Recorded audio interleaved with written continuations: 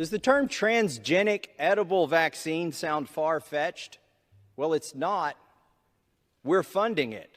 In fact, scientists from the University of California, Riverside, funded with your taxpayer dollars, have been studying whether they can turn edible plants, such as lettuce and spinach, into mRNA vaccine factories, thereby creating a transgenic edible vaccine. They have been used for livestock. I'll get to that in a second. But they're also being used for people. That is the intended outcome of many of these programs that we are funding with money from the USDA.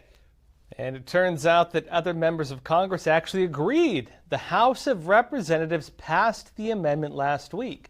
And if it's kept through the final draft, it means that the Food and Drug Administration and the Department of Agriculture are going to be forbidden, at least temporarily, from using their budgets to fund edible vaccines. Now look, of course this is not foolproof by any means. It's still possible the House of Representatives could remove it before it's passed. It could also change in the next fiscal year when they vote on the budget again. And of course it does not technically forbid the practice overall. Research organizations, foreign countries, or any other group working on GMO foods can still create transgenic edible vaccines. But what about government funds that go to universities, which in turn are running these types of studies?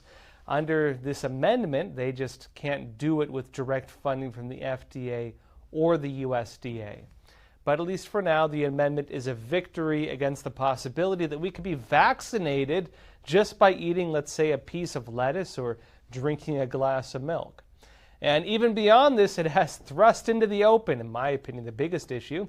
It has thrust into the open the discussion that could seem too far out for most people that there are, in fact, programs to vaccinate us using food. Now, Representative Massey took a short victory lap on September 27th. He declared victory on prohibiting funds for transgenic edible plant vaccines passed by voice. And it was in what he called the food freedom legislation. Just a day before that, he had brought attention to the issue, and he wrote that already the government, as he mentioned before in the video we showed you, has been using your tax dollars to fund research into transgenic edible plant vaccines. It's already happening. He linked to a report from the University of California, Riverside from 2021 that really presented a vision of this new world they have. And it says this: the future of vaccines may look more like eating a salad than getting a shot in the arm. UC Riverside scientists are studying whether they can turn edible plants like lettuce into mRNA vaccine factories. It notes these studies included mRNA vaccines.